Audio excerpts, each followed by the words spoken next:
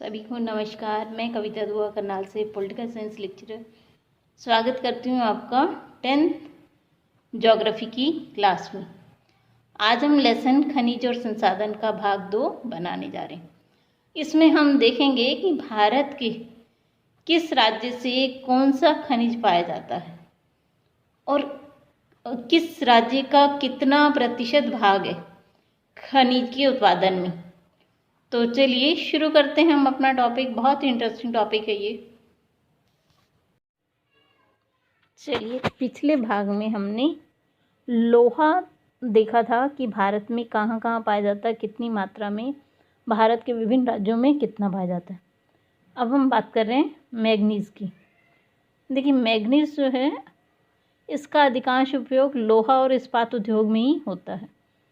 भूगर्भ में जिन स्थानों पर लोह अयस्क प्राप्त होते हैं, मैग्नीज भी वहीं पर ही पाया जाता है। सबसे पहली इम्पोर्टेंट बात कि जहाँ लोहा होता है मैग्नीज भी उन्हीं खानों में पाया जाता है। लोहे के समान मैग्नीज भी धारवाड़ क्रम की चट्टानों में पाया जाता है। मैग्नीज एक लोहांश धातु है, अर्थात लोहे में भी मैग्नीज का कुछ अंश पाया जाता है। आगे देखिए, यदि धातु में 40% से अधिक मैग्नीज है तो उसे मैग्नीज कहा जाता है, और 40% से कम है तो इसे लोहा कहा जाता है। आपको ये चीज़ ध्यान रखनी है। चलिए आगे देखते हैं। मैग्नीज उत्पादन की दृष्टि से मध्य प्रदेश, महाराष्ट्र, उड़ीसा के भंडार सबसे अधिक हैं। उड़ीसा में ये भंडार सबसे अधिक है। तो देखिए कितनी अच्छी चीज़ें हमने जानी इसमें कि मैग्नीज लोहा और इस्पात उद्योग में काम आता है, धारवाड़ क्रम से ही निकलता है। ये भी लोहांश धातु है।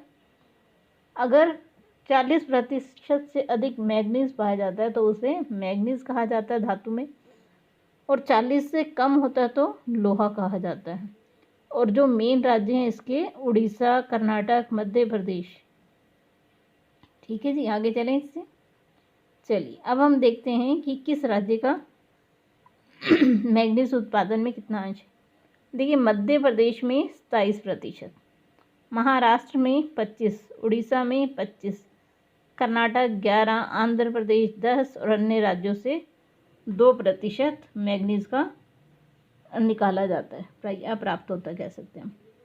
तो ये हमने देखा कि भारत के विभिन्न राज्यों में मैग्नीज कहाँ कहाँ पाया जाता है और कितने प्रतिशत।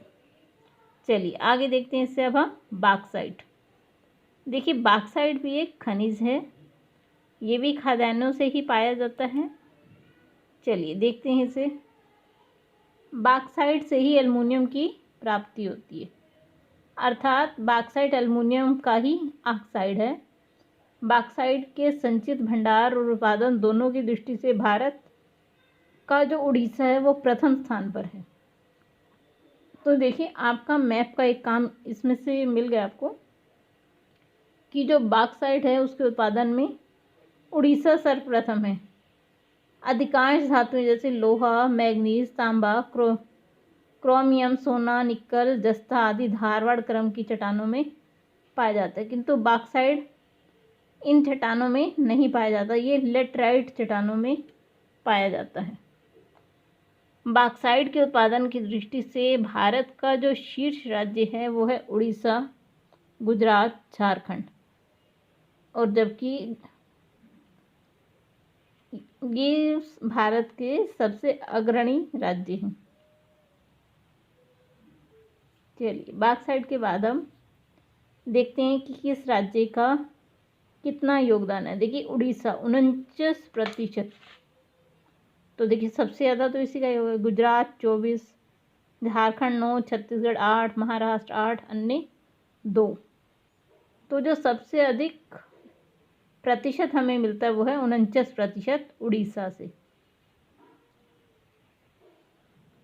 अगर आप इन्हें लिख लेंगे तो आपको मैप भरने में भी आसानी रहेगी कि उड़ीसा, गुजरात, झारखंड, छत्तीसगढ़, महाराष्ट्र, इन राज्यों में बॉक्साइट का खदानें मिलती हैं हमें।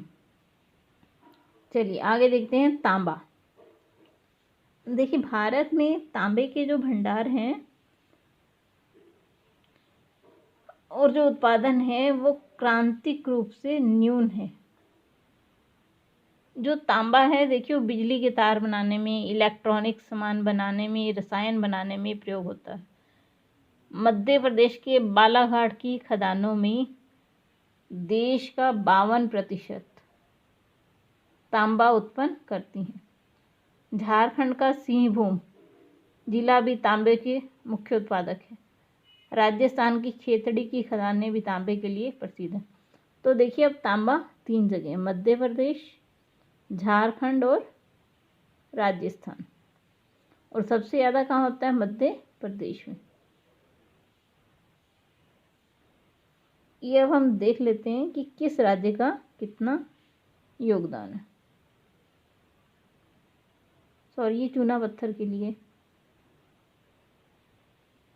अब हम देख लेते हैं अगला, अभ्रक। देखिए, जो अभ्रक है वो भी एक खनिज है जो प्लेटों अथवा पत्रण क्रम में पाया जाता है। इसका चादरों में विपटान आसानी से हो सकता है। ये परतें इतनी बारीक हो सकती हैं कि इसकी 1000 परत भी कुछ सेंटीमीटर ऊंचाई में समाई हुई हों। अभ्रक पारदर्शी, काले, हरे, लाल, पीले और भूरे रंग का हो सकता है। देखिए कितने रंग हैं इसके। पारदर्शी भी हो सकता है, काला, हरा, भूरा या पीला भी हो सकता है। चलिए, अब हम चूने के बारे में जानते हैं। देखिए, चूना पत्थर कैल्शियम कार्बोनाइट, मैग्नीशियम कार्बोनेट से बनी चट्टानों में पाया जाता है। ये अधिकांश कहाँ मिलता है? अवसादी चट्टानों में। आपको याद रखना है, आपका MCQ में भी आ सकता है कि चूना पत्थर आपको कहाँ मिलता है, तो आपका आंसर है अवसादी चट्टानों में। चूना पत्थर सीमेंट उद्योग का एक आधारभूत कच्चा माल होता है। लोहों को पिघलाने वाली भट्टियों के लिए भी ये जरूरी है। देखिए, अब चूने पत्थर में अंश देख लेते हैं। राजस्थान का 21, मध्य प्रदेश 11, आंध्र प्रदेश 11, छत्तीसगढ़ 10, कर्नाटक, गुजरात, तमिलनाडु, तेलंगाना और अन्य। तो आपको जो सबसे अधिक मिलता है चूना पत्थर वो है राजस्थान, मध्य प्रदेश, आंध्र प्रदेश, छत्तीसगढ़, कर्नाटक, गुजरात, तमिलनाडु, तेलंगाना और अन्य राज्यों में। तो सबसे अधिक जो उत्पादन होता है वो है राजस्थान में इसका। चलिए, अब हम देख लेते हैं कि हमें खनिजों के संरक्षण की आवश्यकता है। देखिए, जो खनिज हैं उनका निर्माण बहुत ही धीमी गति से होता है। अगर हम आज ही इनका दुरुपयोग कर देंगे तो भंडार खत्म हो जाएंगे। ये सीमित है इसके भंडार और अनवीकरणीय, मतलब एक बार आपने यूज़ कर लिया तो उसको दोबारा यूज़ नहीं कर सकते। इनका लगातार खनन से गहराई के साथ इनकी लागत में बढ़ोतरी और गुणवत्ता में कमी होती है।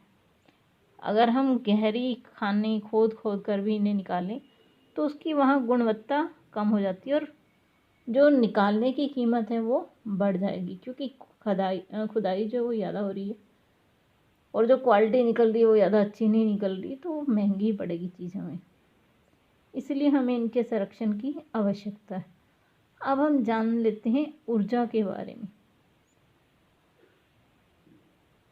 देखिए, ऊर्जा हमें सभी आपके घरेलू में, दफ्तरों में, कारखानों में, कृषि कार्यों में सबके लिए ऊर्जा की आवश्यकता होती है। खाना पकाने में, रोशनी के लिए, तापमान बढ़ाने के लिए, गाड़ियाँ चलाने के लिए, उद्योगों में मशीन चलाने के लिए ऊर्जा की आवश्यकता है। ऊर्जा के जो खनिज हैं वो है कोयला, पेट्रोलियम, गैस, यूरेनियम, ये सब, इनसे हमें ऊर्जा प्राप्त होती है। कुछ परंपरागत और गैर परंपरागत स्रोत हैं। परंपरागत देखिए क्या है? लकड़ी, उपला, कोयला, पेट्रोलियम, प्राकृतिक गैस, विद्युत, ये तो हैं प्राकृतिक। अब गैर परंपरागत देखिए कौन से? सौर, पवन ऊर्जा, ज्वारीय ऊर्जा, भूतापीय, बायोगैस और परमाणु ऊर्जा, ये सब क्या है? गैर परंपरागत स्रोत हैं। ग्रामीण भारत है, वहाँ पर लकड़ी और उपले का उपयोग बहुत अधिक होता है।